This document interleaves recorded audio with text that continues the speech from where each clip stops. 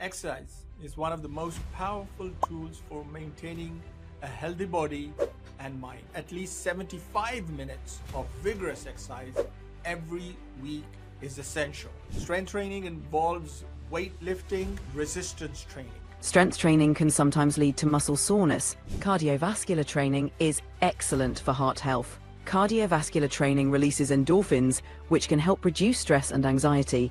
It can sometimes lead to overuse injuries from repetitive cardio, can include shin splints, stress fractures, and tendinitis. High-intensity interval training, HIIT, involves short bursts of intense exercise. HIIT combines both, offering a balance of endurance and strength benefits. HIIT workouts can be done almost anywhere, at home, in a gym, or outdoors. Yoga is an ancient practice originating from India, dating back thousands of years.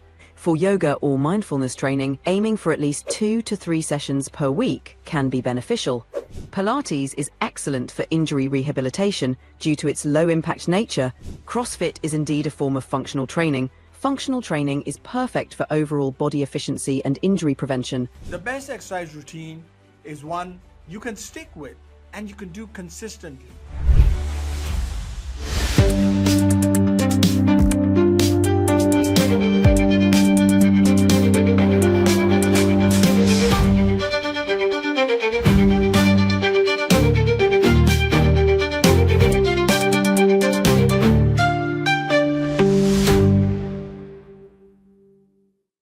In each episode, we dwell into the realms of wellness, exploring the latest trends, expert advice, and practical tips to help lead you a happy, healthier life. We aim to bring a broader perspective to our American audience on issues that impact your daily life by interviewing guests from the US and around the world. From nutrition and fitness to mental well-being and beyond, we're here to empower you with knowledge and inspiration. So whether you're looking to boost your energy, revamp your diet, or simply trying to find a balance in your lifestyle, you're at the right place. Join us as we embark on a journey towards a better, brighter you. I'm your host, Dr. Amir Khan, and together let's unlock the secrets to living life to its fullest.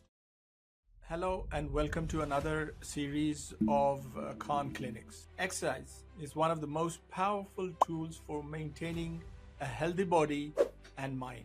It's not just about weight loss. It's not just about muscle building.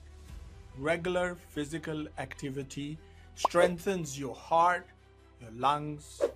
It boosts your mental health and reduces the risk of chronic diseases like diabetes, hypertension, and other coronary artery diseases. Whether it's strength training, cardio, yoga, or functional fitness, the key is to improve your body in a way that suits your lifestyle and is able to achieve your goals. Experts recommend that at least 150 minutes of moderate exercise or at least 75 minutes of vigorous exercise every week is essential.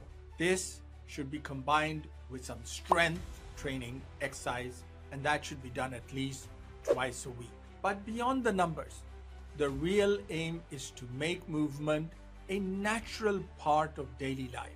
Whether you're doing brisk walking, whether you're working out at home, or involved in a group intense gym session. So today we're going to dive into different type of exercises. We're going to look at their benefits and how you can find the right balance to stay active and healthy. We are here again with Rani ChatGpt. Rani is going to help us navigate the different exercises and exercise regime. Hi Rani, how are you? I'm doing great, Mr. Amir. Exercise programs vary in intensity. They vary in their goals, their suitability for different individuals. We're going to do a comparison of various exercises. We're going to look at strength training, cardio, high intensity training, yoga, Pilates, and functional training.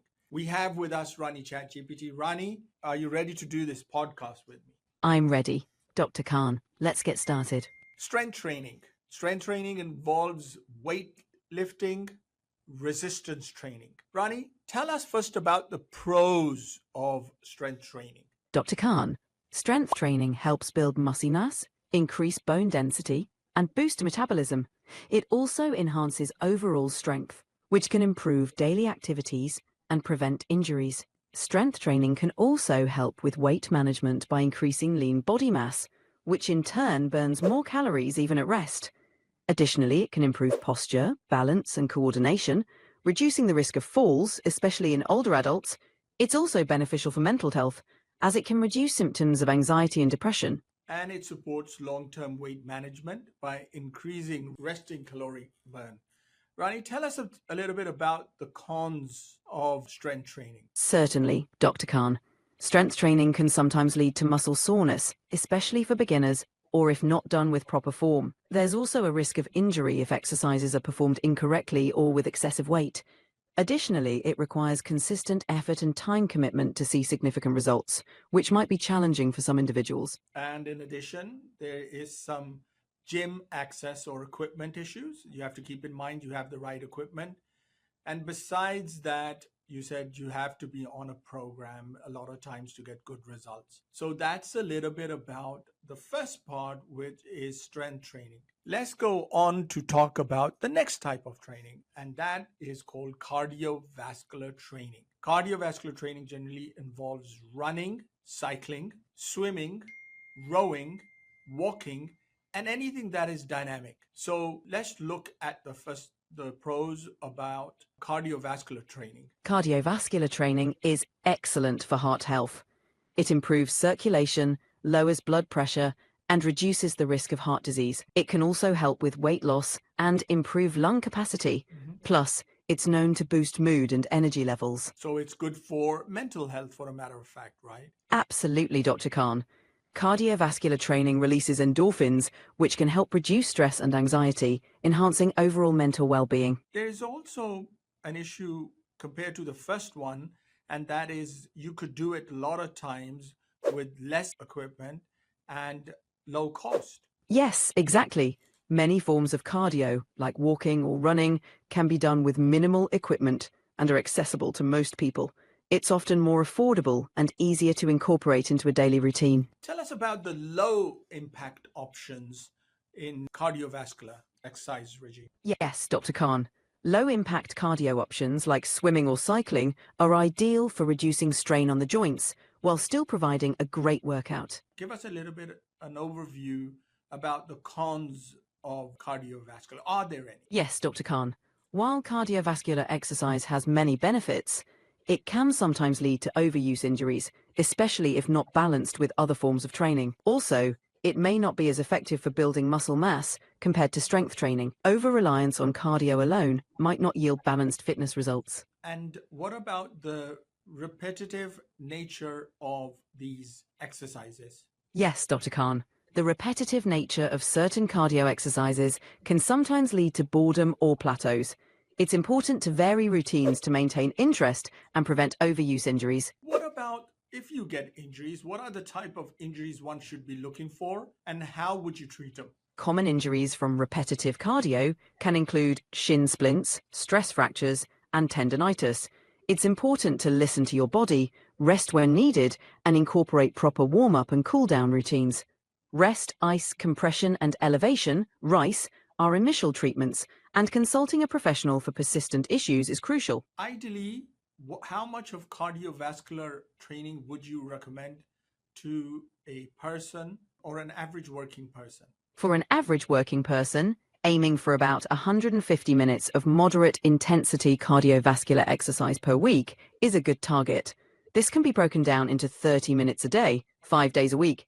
It's manageable and can fit well into most schedules. And in addition, if you are looking to reduce weight, how would you program to adjust the cardiovascular training from 30 minutes onwards? To focus on weight loss, you can gradually increase the duration and intensity of your cardio workouts.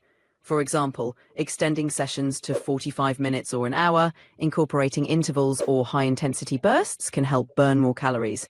Combining cardio with strength training can also enhance results by building muscle, which boosts metabolism. If you have any other further questions regarding cardiovascular training or exercise program, Don't forget to leave comments underneath or reach out to us. High intensity interval training. Give us an overview. What is high intensity interval training?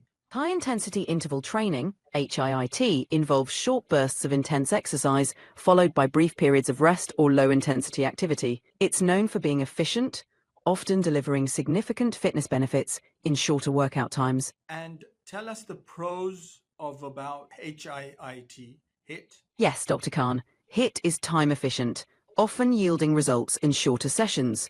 It boosts metabolism, improves cardiovascular health, and can enhance both aerobic and anaerobic fitness. It's also great for burning calories in a short amount of time. Rani, explain what is aerobic and anaerobic fitness.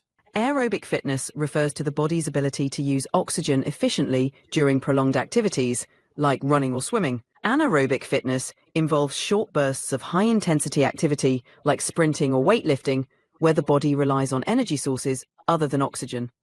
Compare that with cardiovascular training and strength training. Yes, Dr. Khan, cardiovascular training primarily boosts aerobic fitness by improving endurance and heart health. Strength training focuses on building muscle and anaerobic capacity, enhancing power and strength. HIIT combines both, offering a balance of endurance and strength benefits. Thank you for explaining that. Tell us now, Rani, about the cons of high intensity training. Yes, Dr. Khan, HIIT can be quite demanding and may pose a higher risk of injury if not performed with proper form. It can also be tough on beginners or those with certain health conditions, requiring a solid fitness foundation to prevent overexertion. And where can we do the HIIT program? Yes, Dr. Khan, HIIT workouts can be done almost anywhere, at home, in a gym, or outdoors. They often require minimal or no equipment, making them quite versatile. Also, is there an issue of burnout with this? And what happens if you overpush or not in a structured program when it comes to HIIT? Yes, Dr. Khan, overdoing HIIT can lead to burnout or overtraining, increasing the risk of injury. It's crucial to have a structured program and allow adequate recovery time to prevent these issues. Thank you for explaining that. So we got the first three parts sorted out. They're all very active programs, whether you're doing HIIT program, which is high intensity, strength training program, or cardiovascular. I think one should be aware of those. Let's go on to discuss a little bit about yoga. Give us first an overview. What is yoga? When was it invented? And how did it become prominent? Yes, Dr. Khan. Yoga is an ancient practice originating from India, dating back thousands of years.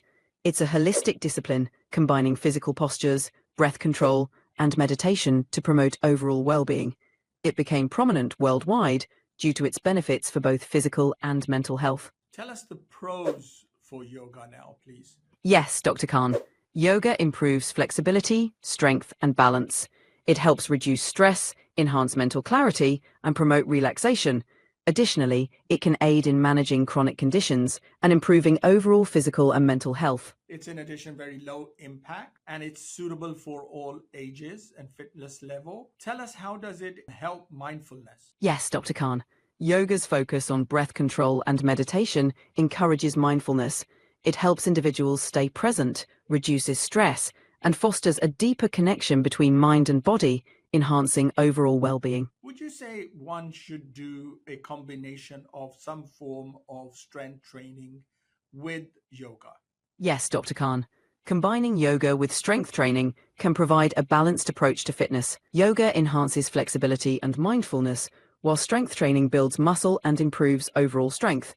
This combination can enhance physical fitness and mental well-being. How much of yoga or mindfulness training should one do in a week? For yoga or mindfulness training, aiming for at least 2 to 3 sessions per week can be beneficial. Each session can range from 20 to 60 minutes, depending on your schedule and goals. Gotcha. And tell us some cons about yoga training on its own. Yes, Dr. Khan. Yoga alone might not provide significant cardiovascular or strength benefits compared to other forms of exercise. It may not be as effective for building muscle mass or improving aerobic fitness, so it's often best combined with other activities for a balanced routine. Compare this with Pilates. There is a lot of talk about Pilates, especially in women. And give us first an overview of Pilates, please. Yes, Dr. Khan. Pilates is a low-impact exercise method focused on core strength, flexibility, and overall body awareness. It was developed by Joseph Pilates in the early 20th century and emphasizes controlled movements, alignment, and breathing. It's particularly popular for enhancing posture and core stability. And it has impact for injury rehabilitation and with minimum equipment, but you do need a Pilates-based equipment. Is that correct? Yes, Dr. Khan. Pilates is excellent for injury rehabilitation due to its low-impact nature and focus on controlled movements. While it can be done with minimal equipment, specialized Pilates equipment like reformers can enhance the practice, though they aren't always necessary. Tell us some cons about Pilates. Yes, Dr. Khan. Some cons of Pilates include the potential cost if using specialized equipment or attending classes. It might also lack the cardiovascular intensity some individuals seek, and mastering proper form can require guidance. It might not build muscle mass as effectively as strength training. Let's lastly talk about functional training or functional exercise. And I'm particularly intrigued with these exercises. What are these exercises? Give us first an overview. How did it came about, and now why is it so popular? Yes, Dr. Khan.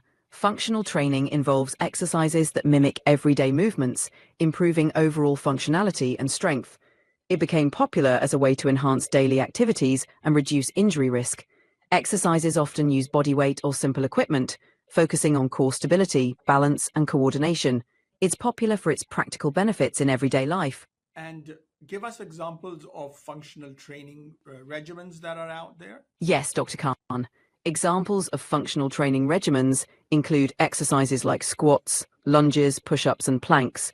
These movements mimic daily activities and often involve multiple muscle groups, enhancing overall strength and coordination. Incorporating tools like resistance bands, kettlebells, or stability balls can also be part of these routines. CrossFit is an example of functional training, correct? Yes, Dr. Khan. CrossFit is indeed a form of functional training. It combines various functional movements performed at high intensity, such as lifting, squatting, and jumping, to enhance overall fitness and functional strength. Give us some pros about functional training and compare it with strength training and cardiovascular training, please. Yes, Dr. Khan. Functional training improves everyday movements, enhances balance, coordination, and core strength. It's practical and reduces injury risk. Compared to strength training, which focuses more on muscle building, functional training emphasizes overall body efficiency. Unlike traditional cardiovascular training, it can provide both strength and endurance benefits. And tell us the pros of functional training. Yes, Dr. Khan. Functional training improves everyday activities by enhancing overall strength, stability, and flexibility.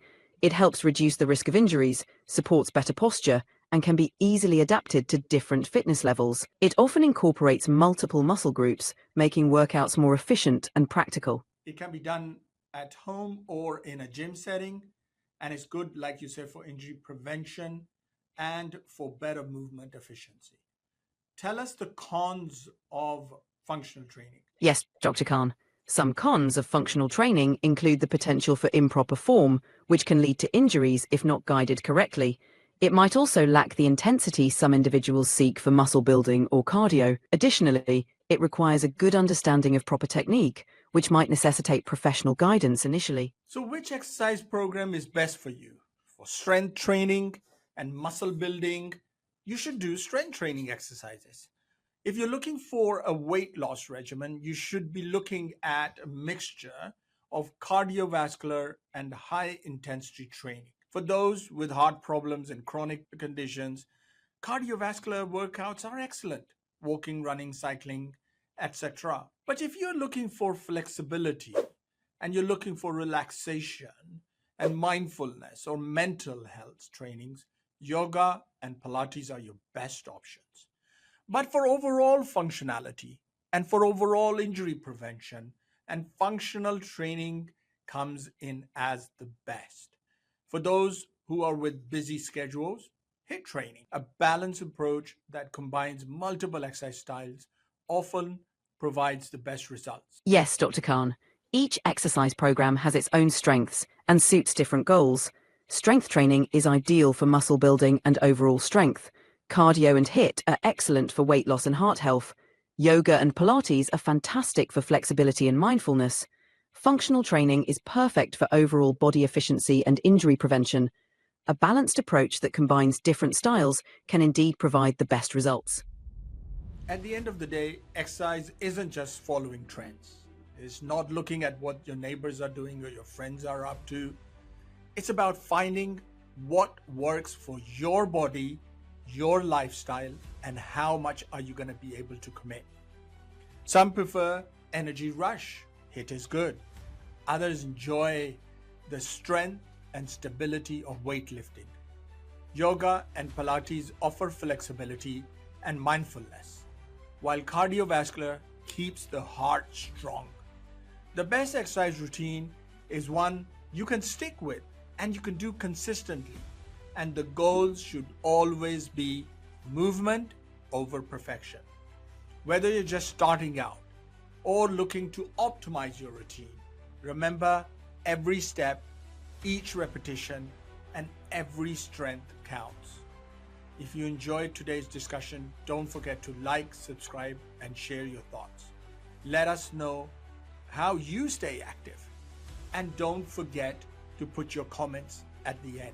We'll love to hear from you. Until next time, keep moving and stay strong. For now, from me and Rani, it's a goodbye. And take care, you all.